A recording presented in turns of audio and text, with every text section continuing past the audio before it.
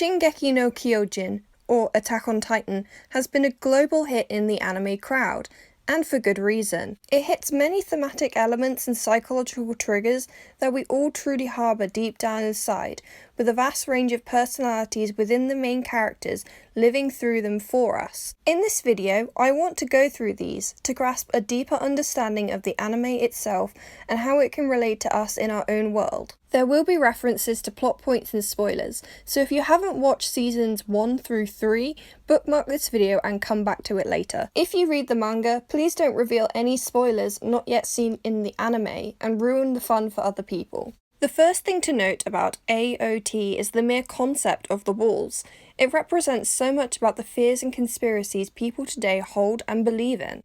There of course are 3 main walls in the setting for the anime, Wall Maria, Wall Rose, and Wall Sina, with several outlying districts. The walls can be a fear of entrapment personified, the entirety of humanity locked away in a claustrophobic confinement. The anxieties we already had are amplified when we learn the upper class and monarchy are kept within the innermost wall of Sina. While a tactical decision for the supposed betterment and order of humanity, it shows a class divide we experience already in our day-to-day lives, with the rich and powerful being protected behind a wall of sorts and the lower classes working in the most vulnerable wall to sustain the economy. This concept rings true within ourselves, providing a certain level of relatability and therefore believability to the immersion of the anime. Adding on to this is the concept of control, or lack thereof.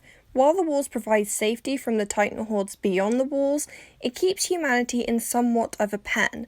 They lose the ability to leave the walls safely, thus lose somewhat of their autonomy. A locus of control is the degree to which people believe they, as opposed to external forces beyond their influence, have control over the outcome of events in their lives. People with a strong external locus of control tend to praise or blame external factors, such as the teacher or the exam, for the result of their exam. Different characters within our main cast have a vastly different coping mechanism for the lack of control that they have, and have different variations of how much control they believe they have over their circumstances. Eren, for example, vows to kill all the Titans, partly in vengeance for the loss of his mother and home, partly because it's a heavy theme within Eren himself, having a sense of inadequate strength, which he believes he has the power to control.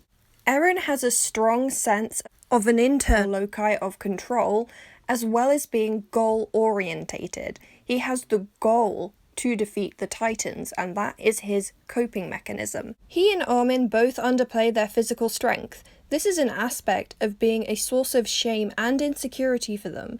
Both are regularly rescued by Mikasa starting at a young age. Perhaps an element of Eren is not only wanting to end humanity's threat to gain a sense of meaning and closure to the tragedies he's witnessed, but the gain of a sense of strength he hadn't believed he had before. This in turn can play into the theme of masculinity. Both he and Armin are perceived to be much weaker than their female companion, and Armin is often mistaken for being a girl. These are things they cannot outwardly control, how they are perceived. All they can do to control this in their eyes is to make a stand against the Titans to change how others see them. One difference between the two is that Eren has a set goal, while Armin has a slightly different coping mechanism: hope. He hopes to one day see the outside world, and this drives him on. He hopes that the lack of control he feels at the start can be remedied by fulfilling this dream he has, rather than outlining a plan to actively complete a goal. While he does have the same goal as Eren, it is driven far more by a dream and a hope.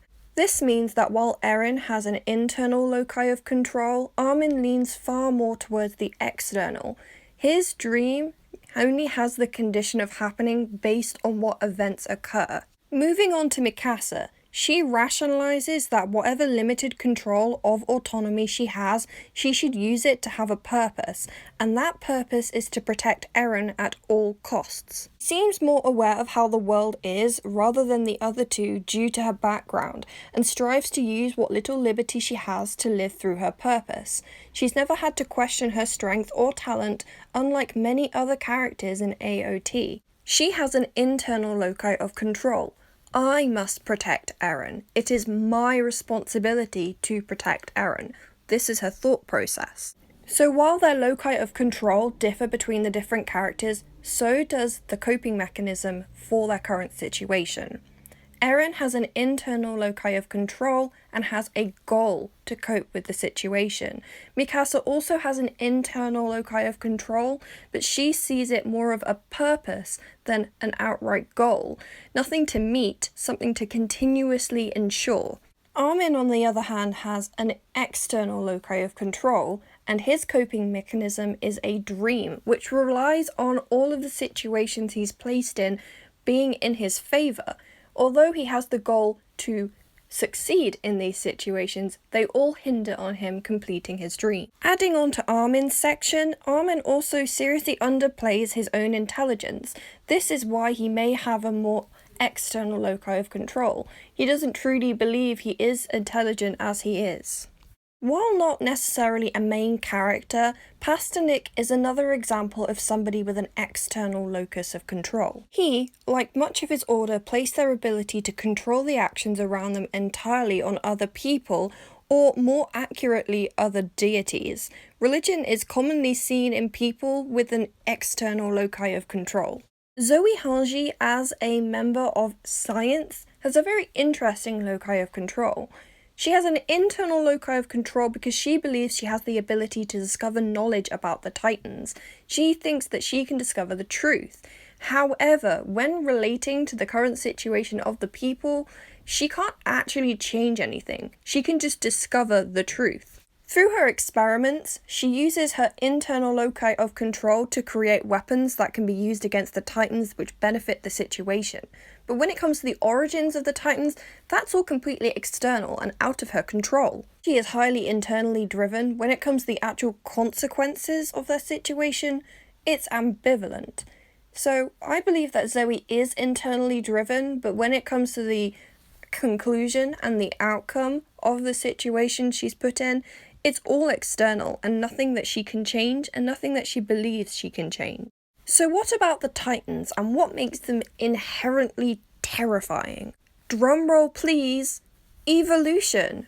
As human beings, we are evolutionarily programmed to fear things that are stronger than us because it is a threat to our survival. We should fear things that are 10 feet high and we should fear things that can grab us and literally tear us apart. The fact that Titans don't actually kill and eat humans purely for survival adds an element of horror that is very reminiscent in all of us, because as human beings we tend to kill other living beings in order to sustain ourselves. It's why we're omnivores as a species. It's why we have canines to rip through tough flesh. It's how we've been evolved to be. It also adds some unsettling feelings when we realise how much the Titans look like us. Humans don't tend to eat other humans because there are a variety of genetic diseases we may get if we consume the flesh of another human being. This reality probably spurred on the morality we have about killing and eating another human being, as well as the fact we are sentient beings that can think and feel and comprehend complex situations, unlike many different other species of animal cannot. While there is a cognitive dissonance between eating pigs but not eating dogs, and that can be a debate for another day, because they look like us, we would expect them to think like us. Not only do we have creatures that are far bigger than us, far stronger than us, and have the capability to completely decimate towns in a single blow, we also have the fact that we can kind of see ourselves in them. It's like a mirror image if we were just blown up. In one episode, Hanji actually references and discusses the famous case of the Sawney Bean clan, a Scottish clan that were known for kidnapping, killing, and eating passers-by. However, because we don't actually know much about the Titans at this point and what they once were and how their mental state is now, we can make a distinction between a Titan and a human, because Titans appear to be mindless and just doing this because it's what they're programmed to do, whereas a human being doing the same thing would be incomprehensible. It causes a lot of debate and confusion within the anime itself. They look like us, but they behave like animals. Perhaps if one of the characters within this anime lost their minds, they could perhaps act just like a tiny Titan would. That's the same shock and horror value that zombies have within popular culture. The idea that something was or resembles a human, but they act like an animal without any thought and without any conscience. Okay, so major spoiler time. Then there's the added element of a third party. People are being turned into Titans to wander and potentially break through the wall, and then later on having a mission to literally break through the wall. This is strange because when we see horror movies and horror content, it's normally a supernatural being, a monster, something of pure evil, but then you put a face to it and it's another human being. This actually contributes an element of sadness to the Titans. At first they were just horrible killing beings that just killed indiscriminately and ate people for no reason. And now we know this was something that was done to them. Rather than a sense of anger, you may actually feel a sense of wanting justice for why this was done to them. It was an act of attempted genocide to rid Mali of the Eldians. More specifically, to rid Mali of Eldian dissenters and those who would revolt against them. This isn't just a monster issue, this is a racist issue. Not only does this twist add a sense of knowledge and conclusion to where the Titans came from, it adds another threat. A threat that we in the real world can see every day with bigotry and prejudice. It has a layer of sociological and racial tension towards an already pretty terrifying thought.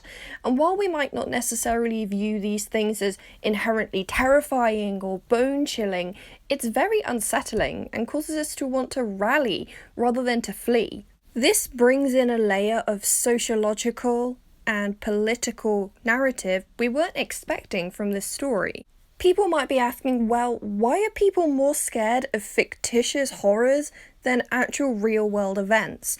And the thing is, when it comes to supernatural beings, it can be quite easily dealt with. There are ways to exorcise ghosts. You can slice Titans' throats. But when it comes to a problem that has originated in bigotry, it's a far more complex thing that is layered upon layered with history and different propaganda that can't just be flushed out because it's so integrated into societies such as Mali in this instance. Because within the Malian Empire, Eldians are the minority, they are the people that have to fear this, whereas within the walls, everybody has to fear the Titans. Much like in our own society, not a lot of us will fear real-world things, but may fear supernatural things because while all of us might not face the same prejudice as certain minorities, we all have the same psychological triggers for things that are portrayed in horror. If you'd like to learn more about why certain theological beings and mythological beings have the fear factor they do, I will link two of my videos. First, the Makami Mana video, and secondly, the Psychology of Horror video that I did for Halloween back in 2019. So while this revelation might not horrify us in the same way that the Titans originally did, it adds a different sense of perspective to the story we're being told because we can see this all the time. We can see political corruption. For example, when they had the fake King Fritz, and when they had the conspiracies behind what was in the wall and that no one was telling them the truth. We have this all the time in our own world with WikiLeaks, with the government not telling us certain things. This is what can immerse us further into the anime. And so I hope I've hit the points that I wanted to make. Firstly, I wanted to talk about the entire concept of the walls and how this can immerse us within the story. And the immersion is very important. This even leads into the political corruption and the prejudice that is faced within the anime and the manga. This is why I wanted to talk about it, because people are like, why is Attack on Titan so popular?